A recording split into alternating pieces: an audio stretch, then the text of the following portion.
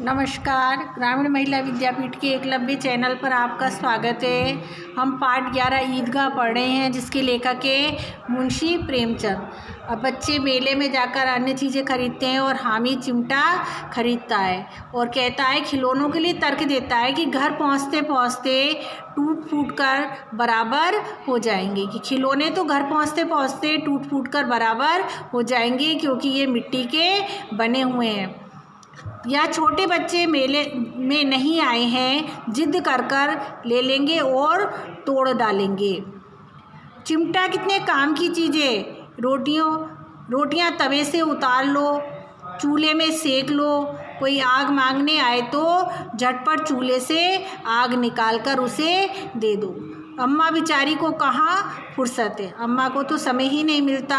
बाज़ार आए और इतने पैसे ही कहाँ मिलते, और ना उनके पास इतने पैसे होते हैं कि वे बाज़ार सामान खरीदने आए। रोज़ हाथ जला लेती है। हामिद के साथी आगे बढ़ गए हैं, सबील पर सबके सब शरबत पी रहे हैं। देखो सब कितने लालची हैं। इतनी मिठाइयाँ ली, मुझे किसी ने एक भी ना दी, और उस पर भी कहते हैं मेरे साथ खेलो। बच्चों ने उसको एक भी मिठाई नहीं दी है और वो खेलने के लिए कहते हैं, तो वह कहता है कि मैं क्यों खेलूं, मेरा ये काम कर दो। अब अगर किसी ने कोई काम करने को कहा तो पूछूंगा, खाए मिठाइयाँ आप मुँह सड़ेगा। तुम ही मिठाइयाँ खाओ, मिठाई खाने से आपका मुँह सड़ जाएगा, फोड़े फुंसियाँ निकलेंगी, आपकी ज़बान चटोरी हो जाएगी, तब घर से पैसे चुराएंगे और मार खाएंगे।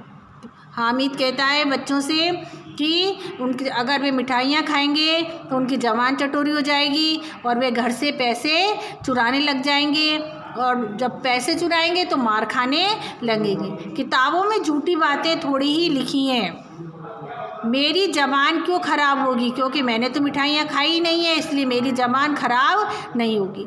अम्मा चिमटा देखते ही दौड़कर मेरे हाथ से ले लेगी और कहेगी, मेरा बच्चा अम्मा के लिए चिमटा लाया है, और हज़ारों दुआएं देगी, और चिमटा लाने के लिए मुझे हज़ारों दुआएं देगी। फिर पड़ोस की औरतों को दिखाएगी, सारे गांव में चर्चा होने लगेगी कि हामिद चिमटा लाया है। सभी औरतें उनकी प्रशंसा करने लगेंगी कि हामिद अपनी दादी के लिए चिमटा लाया है, कितना अच्छा लड़का है। इन लोगों के खिलौनों पर कौन इन्हें दुआएं देगा। बड़ों की दुआएं सीधे अल्लाह के दरबार में पहुंचती हैं। ऐसा माना जाता है कि बड़े लोग जो भी बच्चों को दुआएं देते हैं वह सीधे भगवान के पास पहुंचती और तुरंत ही सुनी जाती। मेरे पास पैसे नहीं है, तभी तो मोहसिन और महमूद यूँ मिजाज दिखाते हैं। मिजाज यानी नखरे दिखाते हैं। मैं भी इन्हें मिजाज दिखाऊंगा। जब मेरे पास खिलौने आ जाएंगे, मेरे पिताजी वापस आ जाएंगे, तब मैं भी इन्हें नखरे दिखाऊंगा। खेले खिलौने और खाएं मिठाइयाँ। मैं नहीं खेलता खिलौने, किसी का मिजाज क्यों सहूँ, मैं किसी के नखरे क्यों सहूँ। मैं गरीब सही, किसी से कुछ मांगने तो नहीं जाता। आखिर अब्बा जान कभी ना कभी तो आएंगे, अम्मा भी आएगी ही। फिर इन लोगों से पूछूंगा, कितने खिलौने लोगे। एक एक को टोकरियां खिलौने दूं और दिखा दूं कि दोस्तों के साथ किस साथ इस तरह सलूक किया जाता है। सलूक यानी व्यवहार। यह नहीं कि एक पैसे की रेवड़ियाँ ली तो चिढ़ा चिढ़ा कर खाने लगे। सबके सब खूब हंसेंगे कि हामिद ने चिमटा लिया है, और अपने आप ही सोच रहा है कि मेरे दोस्त मेरे चिमटे को देखकर मुझ पर हंसेंगे। हंसे मेरी बला से, मुझे उसकी परवाह नहीं है। उसने दुकानदार से पूछा, ये चिमटा कितने का है।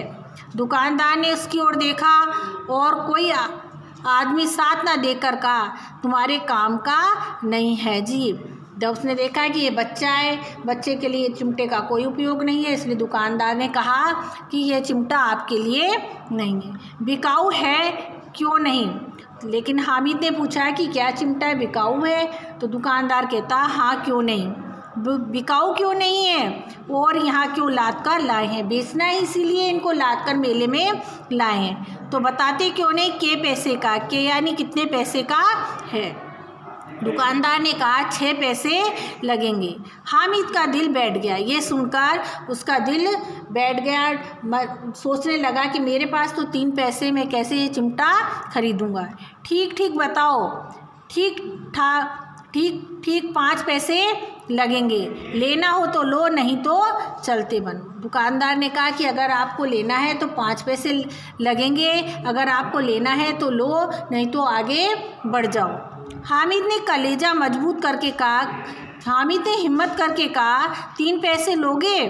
ये कहता हुआ वे आगे बढ़ गया कि दुकानदार की घुड़कियाँ ना सुने, कि दुकानदार की डांट ना सहन करनी पड़े। लेकिन दुकानदार ने घुड़कियाँ नहीं दी, लेकिन दुकानदार ने उसको डांटा नहीं, बुलाकर चिमटा दे दिया, बल्कि बुलाकर उसको ये चिमटा दे दिया। हामिद ने उसे इस तरह कंधे पर रखा मानो बंदूक है। उसने चिमटे को इस तरह कंधे पे रखा जैसे कि बंदूक को रखते हैं, और शान से अकड़ता हुआ अपने संगियों के पास आया, और शान से अकड़ता हुआ अपने संगियों यानी साथियों के पास आया। जरा सुने सब के सब क्या क्या आलोचनाएं करते हैं। अब बच्चे उसके चिमटे की क्या क्या बुराइयां करते हैं वे सुनो। मोहसिन ने हंसकर कहा, ये चिमटा क्यों लाया पगले, इसे क्या करेगा। हामिद ने चिमटे को ज़मीन पर पटक कर कहा, ज़रा अपना बिस्ती ज़मीन पर गिरा दो, सारी पसलियाँ चूर चूर हो जाए बच्चों की। जब उससे कहते हैं कि मोहसिन कि आप ये चिमटा क्यों लाया है, तब ये ज़ोर से चिमटे को ज़मीन पर पटकता है और कहता है कि अपना बिस्ती जैसा खिलौना ज़मीन पर पटको, देखो वे अभी 2 मिनटों में चूर चूर हो जाएगा, लेकिन मेरा चिमटा नीचे गिरने के बाद भी इसका कुछ नहीं बिगड़ेगा। महमूद बोला, तो ये चिमटा कोई खिलौना है। हामिद, खिलौना क्यों नहीं है, अभी कंधे पर रखो, बंदूक हो जाए, हाथ में ले लो, फ़कीरों का चिमटा हो जाए, चाहे तो इससे मजीरे का काम भी ले सकता है। एक चिमटा जमा दूँ तो तुम लोगों के सारे खिलौनों की जान निकल जाएगी। अगर मैं एक चिमटा जोर से तुम्हारे खिलौनों पर मार दूँ तो ये सारे खिलौने टूट जाएंगे। तुम्हारे खिलौने कितना ही जोर लगाएं, वे मेरे चिमटे का बाल बाका भी नहीं कर सकते हैं। तुम्हारे खिलौने मेरे चिमटे का कुछ भी नहीं बिगाड़ सकते हैं। मेरा बहादुर शेर है चिमटा। सम्मी ने खंजरी ली थी, प्रभावित होकर बोला, मेरी खंजरी से बदलोगे, 2 आने की है। हामिद ने खंजरी की ओर उपेक्षा से देखा। मेरा चिमटा चाहे तो तुम्हारी खंजरी का पेट फाड़ डाले, बस एक चमड़े की झिल्ली लगा दी, डब डब बोलने लगी, जरा सा पानी लग जाए तो ख़त्म हो जाए। मेरा बहादुर चिमटा आग में, पानी में, तूफान में बराबर डटा खड़ा रहेगा। मेरे चिमटे का बारिश में, आग में कुछ भी नहीं बिगड़ेगा। चिमटे ने सभी को मोहित कर लिया, लेकिन अब पैसे किसके पास धरे हैं, लेकिन सबके पास पैसे ख़त्म हो चुके थे।